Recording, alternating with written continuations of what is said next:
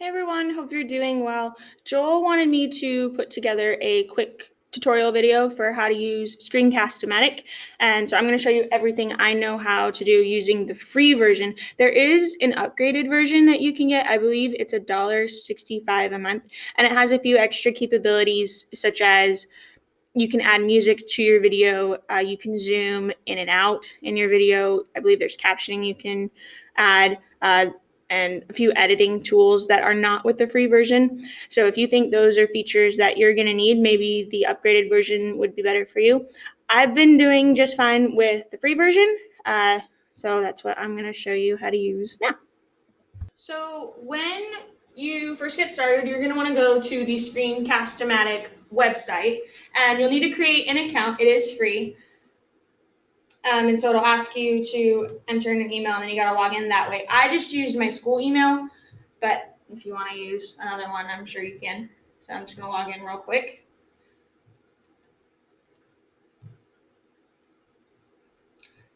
So once you have an account, it'll have, as you can see, I've already uploaded a couple of videos, but I'm going to go back to the main casting website. So when you want to start recording and you're logged in, you'll want to click on this blue button right here. It says start recording for free. And then it will take you to the screen recorder page.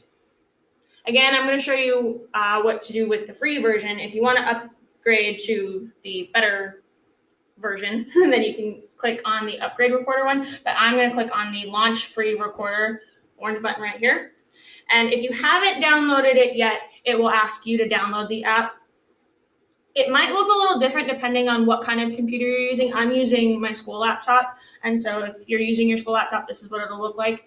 I also tried to do this on a Chromebook, and that's where I'm recording on right now, actually. And it looks a little bit different, but the capabilities should be the same. So anyways, if you're using your school laptop or desktop computer, it'll ask you to open the recorder launcher version 2.0. So you're going to click on that. And once you do, it'll load for a second. So it's launching the recorder. And then once it's launched, you should see the screen little check. It says recorder launched. And you'll see a black and white box pop up on your bar down below. This is the app, essentially. So once this pops up, you're going to see a black and white box that shows up. Anything that's in this box is what is going to be recorded if you're using your screencasting option.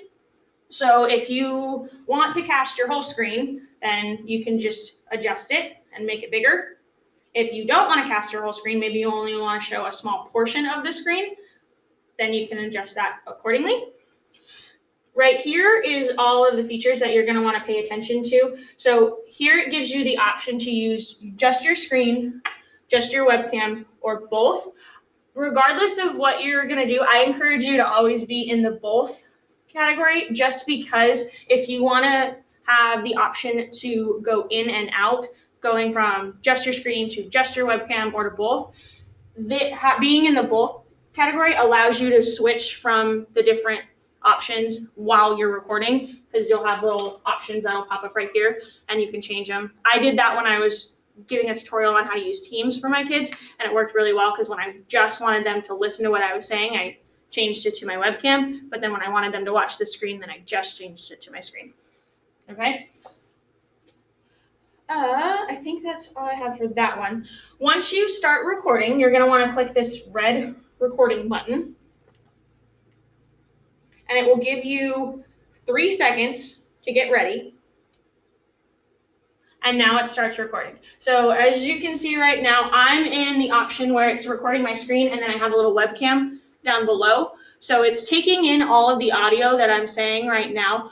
One feature that I want to make you aware of is if you're using the free version, it will only take in audio from your speakers. It will not take in audio from the computer. So if you're wanting to watch a video with your kids, the audio is going to be kind of funky, just because it's taking the audio from what's being from the speakers, not the actual computer. So if you want to take in computer audio, that's an upgraded feature, just so you're aware.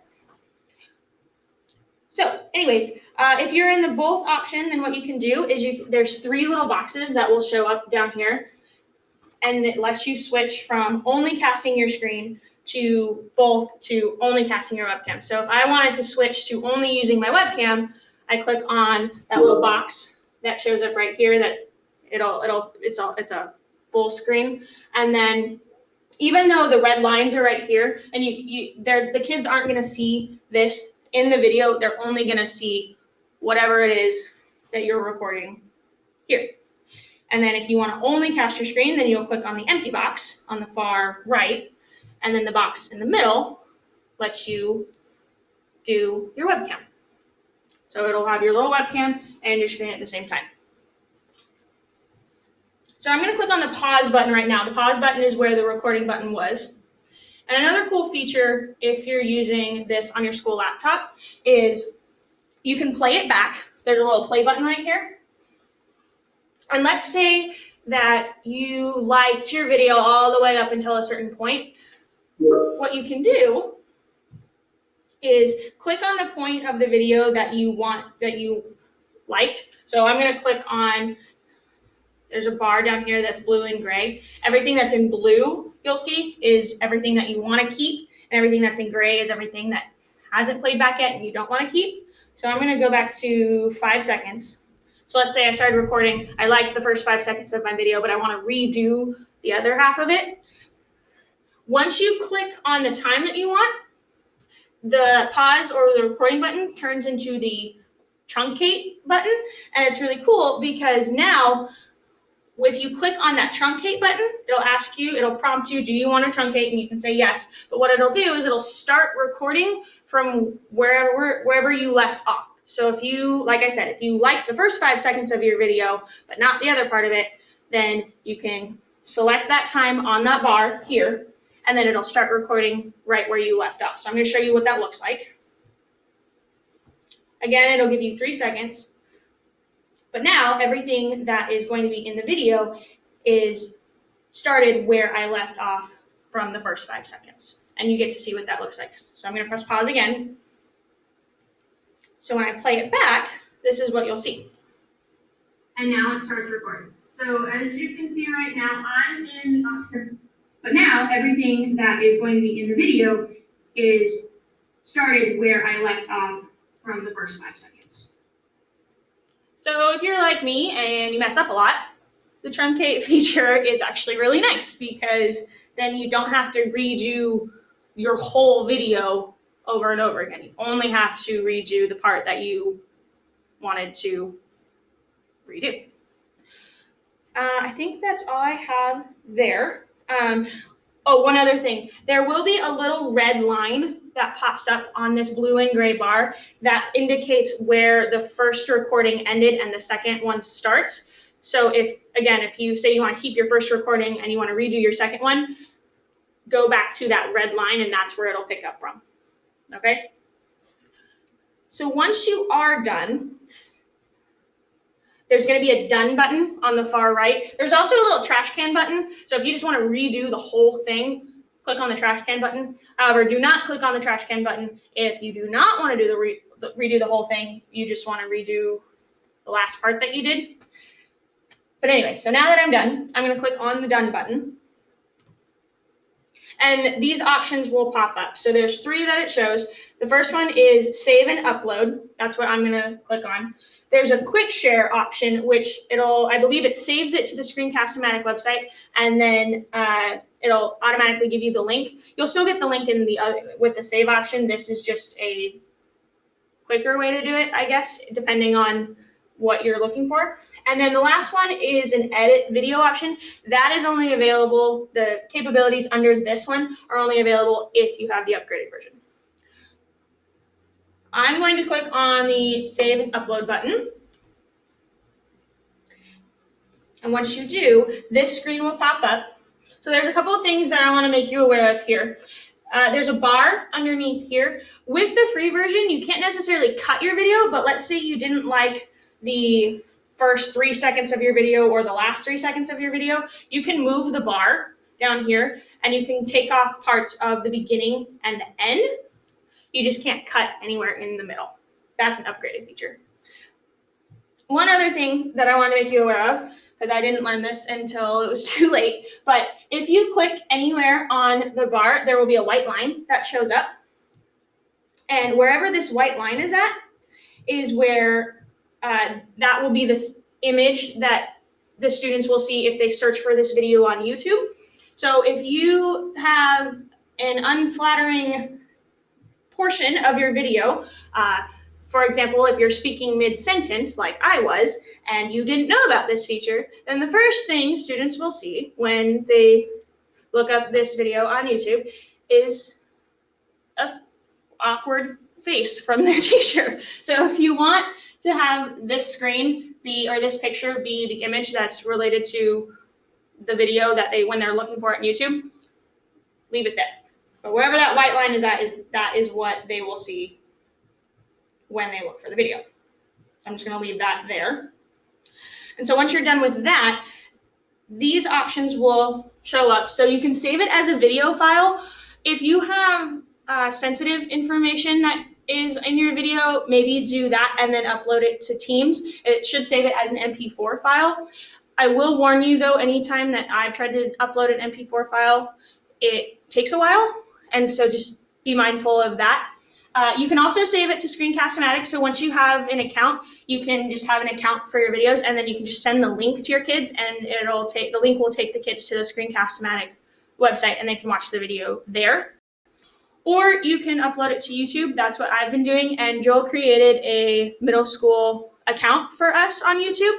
And so if you want to just have all your videos in one place on one channel on YouTube, I would encourage you to do that. That's what I'm going to do right now, just so you can see what it looks like. So I'm going to click on the YouTube option. And once you do that, a couple of things will pop up here. The account name, I currently have it under Naomi's because her and I have been sharing, but I'm going to change it to the middle school one just so you can see it. And then the title. Right now, my title says Recording 33. Don't save your video as Recording 33, otherwise no one will know what that is. And that will be how it's uploaded to YouTube.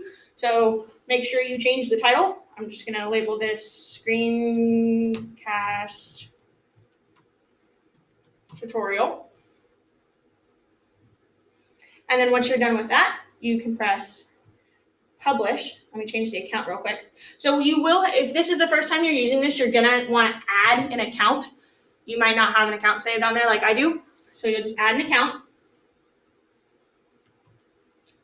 And you'll go into, this screen will pop up. I already have the YouTube account saved on my computer. I believe what you're going to need to do before you even do all this is log in to the YouTube account just once, so then your computer saves it. So then when you go to do this, it already populates like it did for mine. But you'll need to allow access for certain things. So just allow the access. And now I have an authorized account. So now when I upload it, it will upload to the middle school account. So I'm going to press Publish. So it's going to take, depending on how long your video is, it's going to take a while to load. I'm going to pause this real quick, and then once it's done loading, oh, maybe it will take less time. Never mind, it worked out faster than I thought. So anyways, once your video is done publishing, it gives you a couple of options. You can share it with social media. I don't encourage you to do that. Although there is a Teams option, I think that's what that is. I have not explored that, but maybe that's what you might want to do. You can open your upload, so it'll just take you to the YouTube channel. Or you can copy the link. I usually copy the link because I want to make sure that it actually went through. And so I'll copy the link, open it in YouTube, make sure it's working, and then I'll attach that link to whatever assignment I'm giving my kids. So again, do what you think works best. That's just how I do it. So copy link, it'll copy to your clipboard. And then once you're done, you're done. So anyways, there are a lot of tutorial videos on the actual Screencast-O-Matic website, and they're videos specific to what kind of computer you have. So if you have a Chromebook, if you have a Mac, if you have a Windows computer, sometimes the capabilities are a little bit different, or how it looks on the screen is different. So if you have some issues with that, I encourage you to look at those tutorial videos. And if you have any other questions, let me know. Otherwise, I hope this was helpful, and I hope you all are doing well. And I'll talk to you later. Bye.